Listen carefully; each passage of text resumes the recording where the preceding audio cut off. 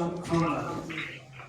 3 दिन में लाइन में खड़ा होकर बहुत मुश्किल से मेरे को टिकट मिल गया। इस फिल्म को देखा, इतना मैं इस फिल्म से प्रभावित हो गया कि अभी उसको एक्सप्लेन करने के लिए मेरा कोई खास शब्द नहीं है। उसके बाद एक आधा साल के बाद इनकी दूसरी फिल्म आ गई श्री 420।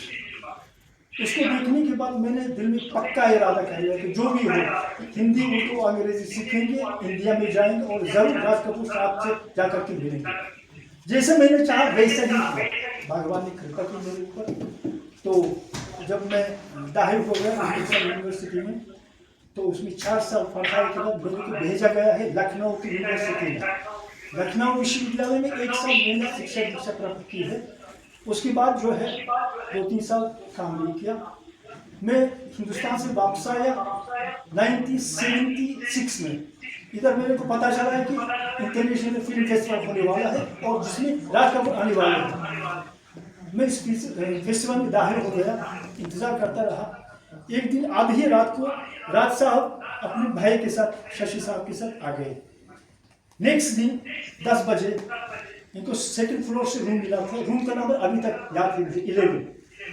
मैंने खटका दिया, इधर अंदर से आवाज आई। उसके बाद इसका मतलब मेरे को इजाजत मिल गई अंदर आने के लिए। जब मैं अंदर आया तो राज कपूर उधर कोने में बैठे हुए, फर्श में बैठे हुए अपने दोस्त से पंजाबी में कुछ ना कुछ बात कर रहे थे।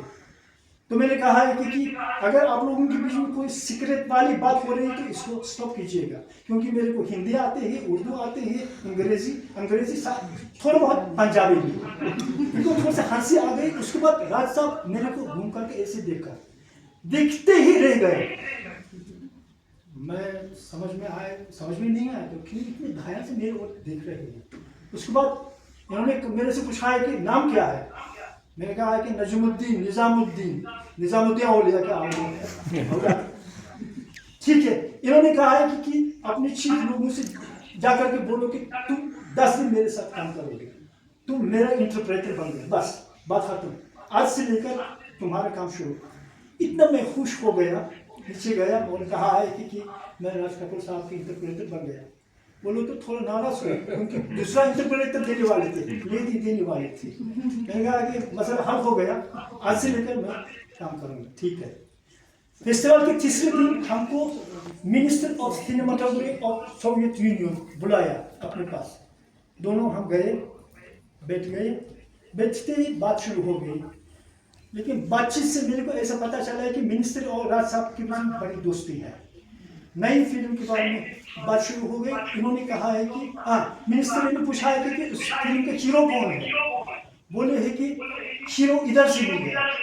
इनको हैरानी हो गई, तो ऐसा कैसा, उज़्बेक फिल्म से या मोस्ट फिल्म से? नहीं, वो एक्टर नहीं है, लेकिन फिर भी मेरे आने वाली फिल्म के 15 दिन के लिए हीरो मेरे इधर ही मिल गया।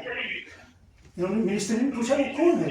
बोले कि वो लड़का जो मेरे पास बैठा हुआ है और मेरी बात को ट्रांसलेट कर रहा है।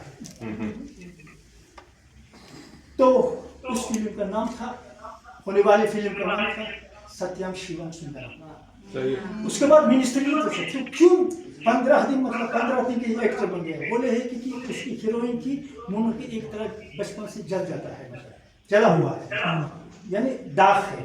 देखिए भगवान की कृपा है, मेरे को ऐसे इंटरप्रेटर मिला है जिसके मुंह में, उसके मुंह में भी दाग है। अभी जो है 15 दिन ये मेरे साथ रहेगा। मैं इसको स्टडी करूंगा, इसको उठना बैठना, बात करने का 2 तरीका, लोगों से वो मिलना कैसे मिलता है, कोई अगर इसको बुलाता है तो अपनी मुंह की किस तरह से उसकी तरफ देखता है और बात करता है। मुख्तसर ये है कि बोला कि 15 दिन में मैं इसकी स्टडी करूंगा, इंडिया में जाकर के शबाना आजमी को मैं समझा दूंगा इस तरह के लोग कैसे होते हैं वास्तव में। उसके बाद फिल्म की शुरू हो जाएगी। ठीक है, 10 दिन रहे। 10 दिन के बीच में मैं बराबर उनको सवाल देता रहा। एक दिन इन्होंने मेरे से कहा है कि भाई साहब, तो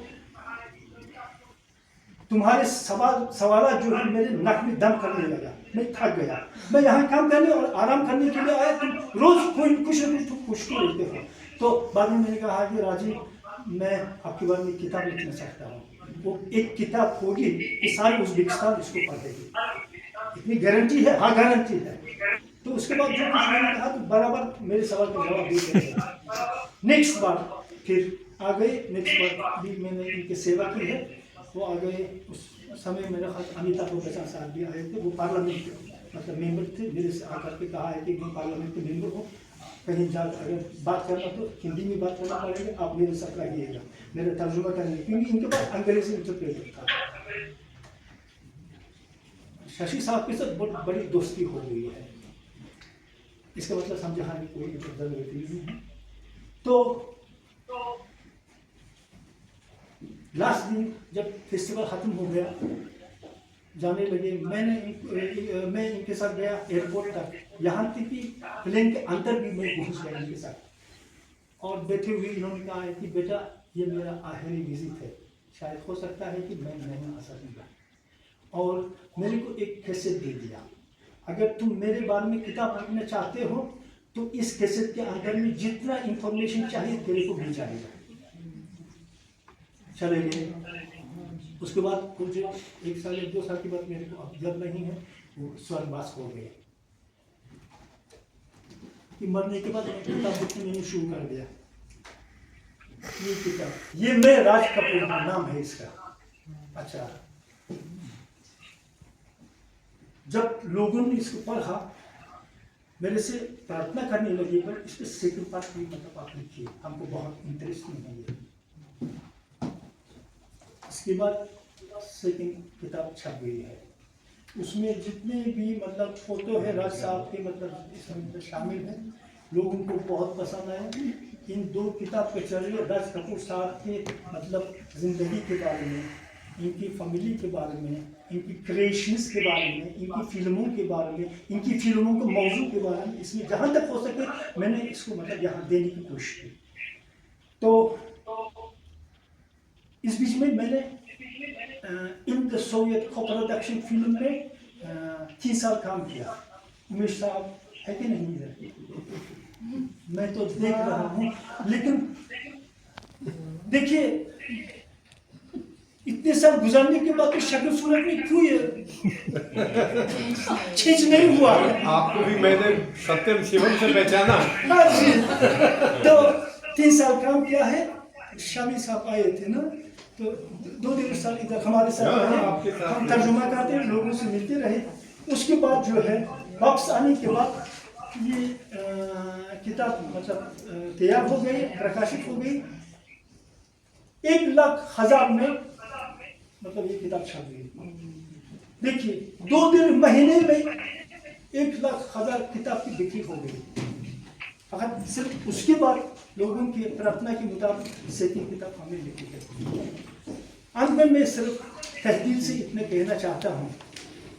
हाँ, किसी हिंदुस्तानी शायर ने कहा था, मुझे दिल के खताब पर शर्माना नहीं नाता, पराया नाम अपना लिखवाना नहीं नाता, सराफा में राज हूँ, क्या हूँ और कौन हूँ, मगर दुनिया वालों को समझाना नहीं आता। जो कुछ मैंने कहना चाहा समझा सका है कि नहीं मेरे को पता नहीं, लेकिन अंत में मैं अवश्य इतना कहूँगा कि हाँ, राज साहब हमको छोड़ करके चले गए, अभी स्वर्गवास में रह रहे होंगे,